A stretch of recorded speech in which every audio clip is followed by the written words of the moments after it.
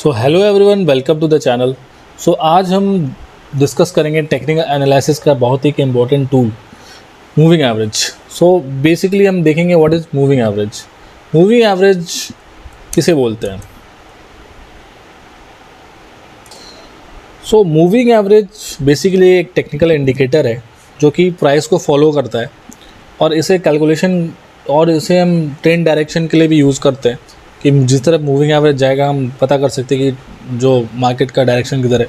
Basically इसे calculate जो किया जाता है एक एवरेज प्राइस की तरह किया जाता है over the number of period. जैसे कि यहाँ पे मैं देख सकते हैं, यहाँ पे जो मैंने एक बनाया है कि ये नंबर ऑफ डेज़ है इधर और ये स्टॉक्स का जो क्लोजिंग प्राइस है। सो बेसिकली अगर मुझे इस 10 डेज़ या 11 डेज़ का मूविंग एवरेज निकालना हो तो बेसिकली जो उसका क्लोजिंग प्राइस का सम करके उसे नंबर ऑफ डेज से डिवाइड करेंगे तो जो आंसर आएगा वो उसका मूविंग एवरेज होगा। तो ये तो था कि मूविंग एवरेज को मतलब कैसे कैलकुलेट करते हैं। अब इसे हम आज देखेंगे कि आइडेंटिफाई हम मार्केट को मूविंग एवरेज की हेल्प से हम मार्केट को आइडेंटिफाई कैसे कर सकते हैं। सो उस एग्जांपल से हम देखेंगे। पहले अभी देख लेते हैं कि अप ट्रेंड अगर है तो मूविंग एवरेज अगर 200 मूविंग एवरेज, बहुत तरह के मूविंग एवरेज हम ओवर द पीरियड कर सकते हैं। 500, 100, 50, 10, 9 ये मूविंग एवरेज बेसिकली डिफरेंट अपने हिसाब से लोग यूज़ करते हैं कि उनको कितना लंबा मार्केट में रहना है। कुछ शॉर्ट टर्म के लिए 9 मूविंग एवरेज छोड़ेंगे, लॉन्ग टर्म में तो 200, 150। बेसिकली मैं 50 मूविंग एवरेज डे यूज़ करता हूँ। सो अगर मार्केट 200 मूविंग एवरेज है के ऊपर है तो उसे अप ट्रेंड बोल सकते हैं, और मार्केट अगर 200 मूविंग एवरेज के नीचे है तो उसे हम डाउन ट्रेंड बोल सकते हैं। और मार्केट अगर मूविंग एवरेज जो है वो अगर प्राइस को कट कर रहा है अप्स एंड डाउन में तो एक रेंज बाउंड में वो हो सकता है।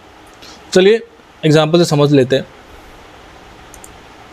सो बेसिकली एक RVL का चार्ट है, उसमें हम देखेंगे अभी जो आप अगर मूविंग एवरेज आपको यूज़ करना है तो आप सिंपली आप इंडिकेटर में जाएंगे, मूविंग एवरेज यहाँ पे टाइप करेंगे और जो देखिए यहाँ पे मूविंग एवरेज सिंपल, अगर आप इसको यूज़ करेंगे क्लिक करेंगे तो ये यहाँ पे इंडिकेटर हमारा यूज़ हो जाएगा।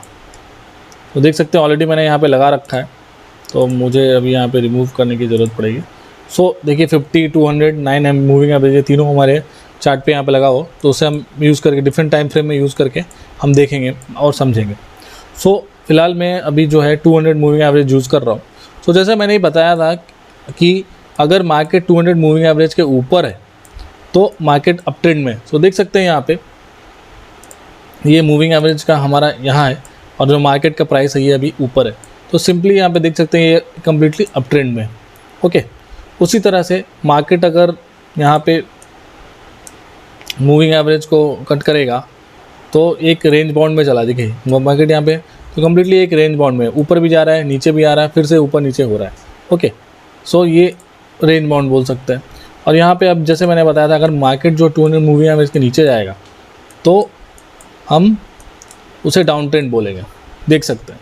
सो मार्केट देखिए यहाँ पे मूविंग एवरेज यहाँ है और मार्केट का प्राइस नीचे है, तो ये कम्प्लीटली एक डाउन ट्रेंड में है। फिर मार्केट फिर इसके आता है प्राइस पे आता है, फिर ये रेंज बाउंड जाता है, देन ये अप ट्रेंड की ओर जाता है।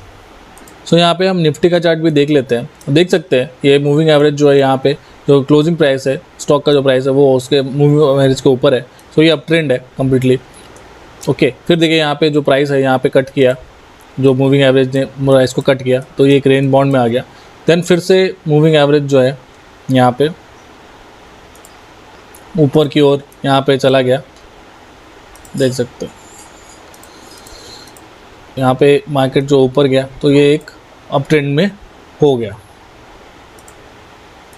सो गाइज हमने देख लिया आज व्हाट इज़ मूविंग एवरेज, उसे कैलकुलेट कैसे किया जाता है।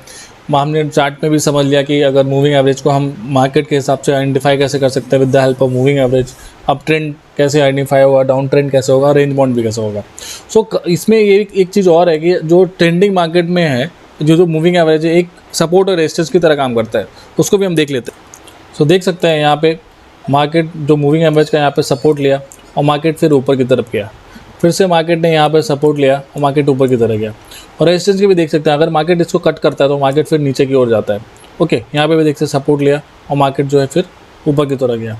सो जो एक मूविंग एवरेज है वो एक सपोर्ट रेजिस्टेंस की तरह काम करता है, जहाँ पे आप लिख सकते हैं। तो जो जिस तरह सपोर्ट रेजिस्टेंस भी है और मूविंग एवरेज, आप दोनों को एक साथ यूज़ करके काफ़ी अच्छा यूज़ और ट्रेडिंग कर सकते हैं। सो होपफुली दोस्तों वीडियो पसंद आया होगा, चैनल को सब्सक्राइब करें।